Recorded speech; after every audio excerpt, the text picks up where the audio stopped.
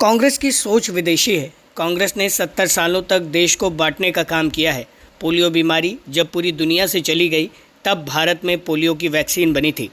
Corona महामारी का संकट जब दुनिया पर छाया तो दुनिया के विकसित देशों के साथ ही भारत ने स्वदेशी कोरोना की वैक्सीन बनाकर तैयार की और पूरी दुनिया को इससे मदद मिली। कोरोना काल के दौरान दूसरे देशों में कोरोना महामारी के साथ साथ भूख से लोगों ने दम तोड़ा, लेकिन भारत के प्रधानमंत्री नरेंद्र मोदी की अगुवाई में हर घर को राशन देने का काम बिना भेदभाव के साथ भारतीय जनता पार्टी की सरकार ने किया। उक्त बातें भाजपा के प्रदेश अध्यक्ष भूपेंद्र सिंह चौधरी ने बलरामपुर जिले के तुलसीपुर में भाजपा द्वारा आयोजित प्रबुद्ध वर्ग सम्मेलन को संबोधित करते हुए कही। प्रदेश अध्यक्ष ने कहा कि आज पूरी दुनिया भारत की ओर देख रही है। भारत का योग पूरी दुनिया ने मान्यता दिया है। आज पूरी दुनिया योग दिवस मनाती है। आगामी 24 लोकसभा चुनाव में प्रबुद्ध वर्ग को आगे आने का आह्वान करते हुए पुनः भाजपा की सरकार बनाने की अपील उन्होंने की। सम्मेलन में प्रदेश अध्यक्ष के साथ पहुंचे क्षेत्रीय प्रभारी कमलेश मिश्रा ने कहा कि 2014 से पहले 2G स्पेक्ट्रम घोटाला, कोयला घोटाला, सिर्फ घोटाले ही घोटाले हुआ करते थे। पहले आतंकवादियों को करोड़ों खर्च करके बिरयानी खिलाई जाती थी। 14 के बाद भाजपा की सरकार आने के बाद पाकिस्तान में घुसकर आतंकियों को मारने का काम किया जाता है। 2014 से भाजपा की सरकार सबका साथ, सबका विकास और सबका विश्वास के साथ जो नारा देकर चल रही है, वह आज तक भारत के साथ साथ विश्व की 5वीं अर्थव्यवस्था बनाने में महती भूमिका निभा रही है। यूपी में पहले सपा के गुंडे थाने व तहसील चलाते थे। आज गुंडे जेल व सलाखों के पीछे हैं या परदेश भाग गए हैं। भाजपा की डबल इंजन की सरकार हर वर्ग के लिए लोगों का जीवन स्तर ऊंचा करने का काम बिना किसी भेदभाव के कर रही है। देश के यशस्वी प्रधानमंत्री जी के सेवा, सुशासन, गरीब कल्याण के समर्पित 9 वर्ष के शासन के पूरा होने के उपलक्ष्य में भारतीय जनता पार्टी ने बड़ा जनसंपर्क अभियान, उसमें अलग अलग प्रकार के कार्यक्रम और अलग अलग ग्रुपों में बैठकर हमें अपनी बात, अपना रिपोर्ट कार्ड जनता के बीच में रखना। हमें लोकसभाओं में बड़ी बड़ी रैली करनी है। हमें अलग अलग सामाजिक वर्गों के हिसाब से सम्मेलन करने हैं। हम कर रहे हैं। आज प्रबुद्ध सम्मेलन था। हमें जो सरकार ने काम किए ऐसे बड़े विकास चित्रों का अवलोकन करना है।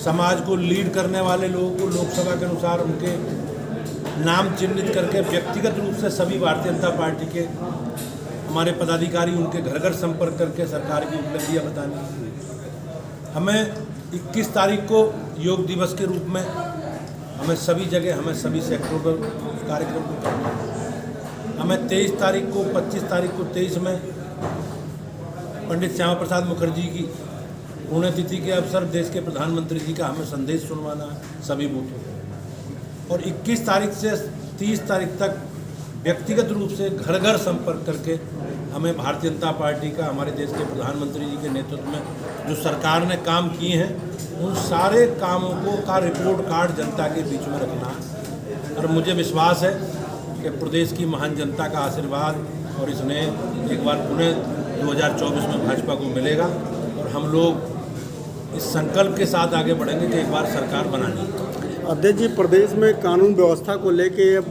कहीं ना कहीं सवालिया निशान खड़े हो रहे हैं, इस पे क्या कहना?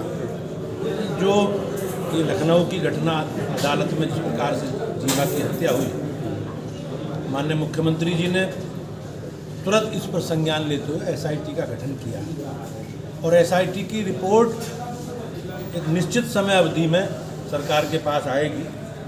संजीव जीवा प्रदेश के बड़े अपराधियों में था और उसने उसके दुश्मन, उससे किस प्रकार के लोगों से दुश्मनी थी, तो ये सारी जानकारी, कौन सी शक्तियाँ, ताकतें उसकी हत्याकांड में सम्मिलित है, वो रिपोर्ट सारी SIT की आएगी और सरकार संकल्पित है कि विधि सम्मत जो भी व्यवस्था है उसके अनुसार जो भी दोषी हैं बहुत जल्दी उन लोगों को सजा दिलवाने का काम करेंगे। संख्या में निवेश और रोजगार के अवसर माननीय मुख्यमंत्री जी के नेतृत्व में पर्याप्त हो रहे हैं, मुझे ऐसा विश्वास है। इसका मतलब जो है, जो विपक्ष का आरोप है वो निराधार है। निश्चित रूप से आप समाजवादी पार्टी के कालखंड को अलग अलग अवसरों पर देखो और 2012 से 2017 का कालखंड उनका देखो, किस प्रकार से अनिश्चितता, टकराव, तनाव, लूट खसोट, बेईमानी, भ्रष्टाचार और पूरा प्रदेश दंगाइयों के हवाले थे।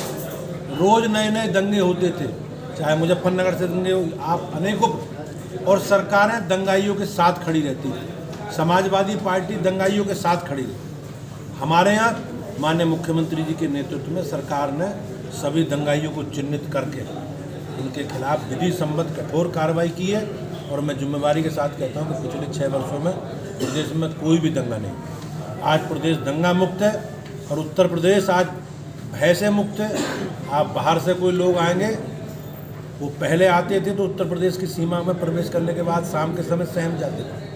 अब लोगों का विश्वास बढ़ा, लोग अंधेरे उजाले जैसे उत्तर प्रदेश करते हैं, लोगों को विश्वास है कि उत्तर प्रदेश आ गया। अब रात में अंधेरे उजाले में चलने में, अपना सफ़र पूरा करने में कोई समस्या नहीं। तो बात करते हैं, मगर प्रदेश में जंगल राज कायम है। निश्चित रूप से आप देखेंगे तो अपराध की स्थिति में, कानून व्यवस्था में आज अपराध न्यूनतम स्तर पर, और चाहे महिलाओं से जुड़े विषय हों या जिस प्रकार के भी अपराध हैं, आप कोई भी डेटा निकलवाएं, उसमें अपराध न्यूनतम स्तर पर है और बेहतर कानून का राज सरकार ने स्थापित किया।